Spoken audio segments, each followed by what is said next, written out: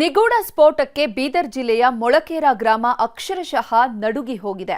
ಅನುಮಾನಾಸ್ಪದ ವಸ್ತು ಸ್ಫೋಟದಿಂದ ಮಕ್ಕಳು ಸೇರಿದಂತೆ 8 ಮಂದಿ ಗಾಯಗೊಂಡಿದ್ದು ಇಡೀ ಗ್ರಾಮವೇ ಬೆಚ್ಚಿ ಬಿದ್ದಿದೆ.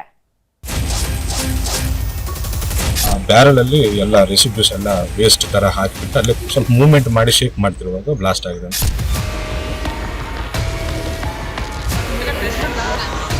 ಆರೋಪಿಗಳಿಗೆ ಈಗಾಗಲೇ ದಸ್ತಗಿರಿ ಮಾಡಿದ್ದಾರೆ. ಸರ್ಕಾರದ ವತಿಯಿಂದ ಇವತ್ತು ಪರಿಹಾರ ಕೊಡುವಂಥದ್ದು ಮಾಡಬೇಕು ಅಂತ ಹೇಳಿದ್ದೇನೆ.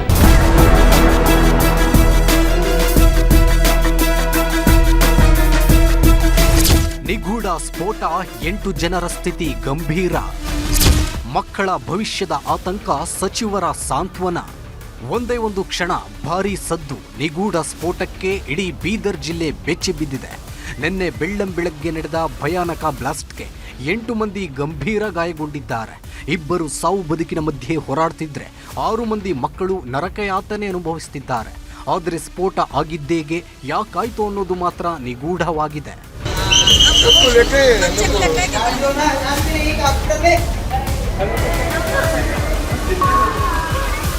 ಬೀದರ್ ಜಿಲ್ಲೆಯ ಮೊಳಕೇರ ಗ್ರಾಮದಲ್ಲಿ ನಿನ್ನೆ ಬೆಳ್ಳಂಬೆಳಗ್ಗೆ ಸಂಭವಿಸಿದ ಭೀಕರ ಸ್ಫೋಟದ ಸದ್ದು ಜನರಿಗೆ ಭಯ ಹುಟ್ಟಿಸಿದೆ. ಮಕ್ಕಳಿಗೆ ಏನಾಗಿದೆ ಅಂತ ಕುಟುಂಬಸ್ಥರು ತಲೆ ಮೇಲೆ ಕೈ ಹೊತ್ತು ಕೂರುವಂತಾಗಿದೆ. ಮತ್ತೊಂದೆಡೆ ಸ್ಫೋಟದ ರಹಸ್ಯ ಭೇದಿಸೋದಕ್ಕೆ ಪೊಲೀಸರು ಫೀಲ್ಡಿಗಿಳಿದಿದ್ದಾರೆ.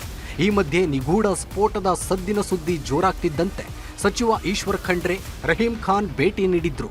ಎಲ್ಲಿ ಬ್ಲಾಸ್ಟ್ ಆಯಿತು, ಯಾವ ಮನೆಯಲ್ಲಿ ಕೆಮಿಕಲ್ ಇತ್ತು ಅನ್ನೋದರ ಬಗ್ಗೆ ಮಾಹಿತಿ ಪಡೆದ್ರು. ನಂತರ ಆಸ್ಪತ್ರೆಯಲ್ಲಿದ್ದ ಗಾಯಾಳುಗಳ ಆರೋಗ್ಯ ವಿಚಾರಿಸಿದ್ದಾರೆ.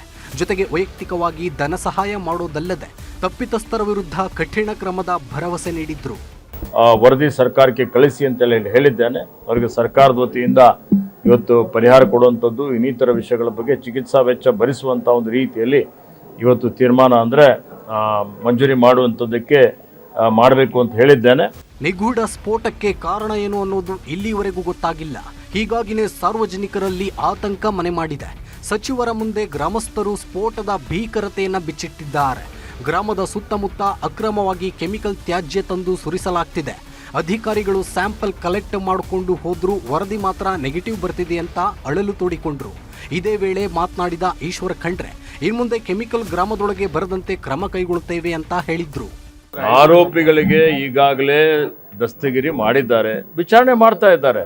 ವಿಚಾರಣೆ ಹಂತದಲ್ಲಿ ನಾವು ಈಗಾಗಲೇ ತನಿಖಾ ಅಧಿಕಾರಿಗಳು ಇವತ್ತಿನ ದಿವಸ ವಿಚಾರಣೆ ಮಾಡುವಂಥವ್ರು, ಅವರು ಮಾಡಿ ವಿಚಾರಣೆ ಆದಮೇಲೆ ಇವತ್ತು ಪಬ್ಲಿಕ್ ಡೊಮೈನಲ್ಲಿ ಮತ್ತು ಮಾಧ್ಯಮದವರಿಗೆ ಕರೆಸಿ ಮಾಹಿತಿಯನ್ನು ಕೊಡ್ತಾರೆ.